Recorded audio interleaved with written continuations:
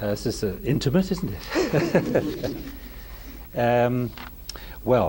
I want to talk a little bit about publishers and publishing, since so many of you here are publishers.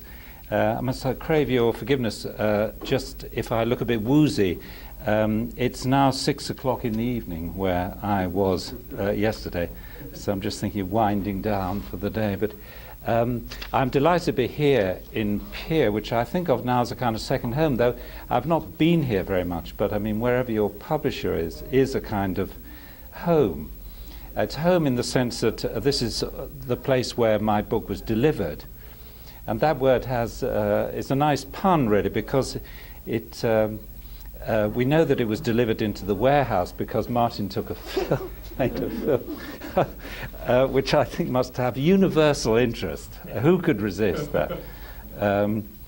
But it's also the word, of course, used for mail. I mean, is delivered, and most notably, it's the word used for delivering babies. So all this sort of struck a chord with me, and I felt I did want to say something about publishers and the relationship between publishers and the author before we get to the book. It's only a little bit, but I know something about publishers' dark arts because I was a publisher myself for quite a while, and for a brief and largely regrettable interlude, I was even a literary agent. So I use the word satirically if I say I worked as a literary agent. I just never got the hang of it. But as a publisher, I was an editor, and I enjoyed that very, very much. I mean, I had Martin's job, in effect. And the metaphor often used, as suggested by the word deliver, is the publisher is a midwife, and which leaves the author being the mother of the book, which is, rather curious in a man's case. And the publisher is the person who assists with the birth. Hello. Come in. I'm talking about publishing and publishers and so on, and saying that the metaphor often used for them is to call them midwives, a sort of midwife of a book. But I've never felt that was entirely satisfactory, because whereas a midwife is present at labour and birth, the dramatic moment of arrival, it's usually she, plays no part in the conception of the baby, nor in the mother's pregnancy, nor in the later and sometimes troubled story of the childhood of the book, or even its adolescence. Or, let's face it, its senility, since they end up in kind of homes where they're disposed of. So I was trying to think of a more suitable metaphor, because the relationship between a publisher and a writer is a very significant one that often ramifies well beyond the commercial dimension, especially if it's a long-standing relationship, or even, as I know full well, a brief one, because you've been very hospitable to me, even though I haven't been here. I mean, all my communications have been extremely hospitable, and it makes a huge difference to a writer. Not all publishers are, I can assure you.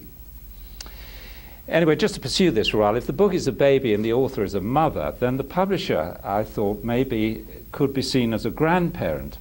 This is an honourable title in my eyes, since I have 3 grandchildren. I mean, it may strike you as ludicrous, but just stick with me for a moment. Grandparents, as grandparents often do, the publisher provides its essential material support for the parent. That, it's possible for the parent to do what he has to, or she has to do, with assistance. Let's think of this publisher person as a female, a figure of formidable grandmotherly power. I'm not looking at anybody in particular. And this formidable figure also provides the gestating author, the mother, with advice, encouragement, and sometimes, when needed, stern reminders of duty. The metaphor breaks down, though, because there are 2 sorts of delivery that we have to deal with. It's rather unusual to be born twice. Because the first is when the author finally places into the publisher's hands his completed, newly born text, which naturally he imagines to be flawless in every particular. How wrong. How very wrong. Our grandmother immediately takes charge and sets about teaching the little darling its manners. She also has severe, even unbending opinions on how the baby should be dressed. Of course, at this point, everyone's interests are the same, how best to equip the child for its experience in the world. But grandmotherly methods and motherly instincts do not always coincide. Not looking at Martin either.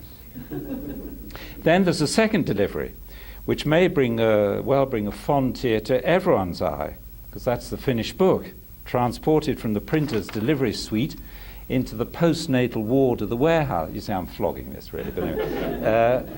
Where, of course, in this warehouse, several other babies are screaming for attention. I may say that no matter how sophisticated it becomes, the electronic book will never reproduce the elation of holding a newly printed book in your hands. And I was lucky, thank you, it was Patty, wasn't it, who sent me, they just arrived in time. I thought the first time I was going to see it would be here, but they arrived just in time.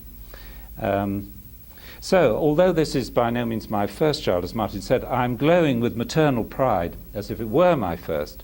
The baby is still in its shawl. I'm still counting its fingers and toes, still marveling at its perfection and fantasizing about its great achievements to come. And it is at such moments that one turns with gratitude to the baby's grandparents, in my case, the staff of the Historical Society Press. So thank you very much, Grandma.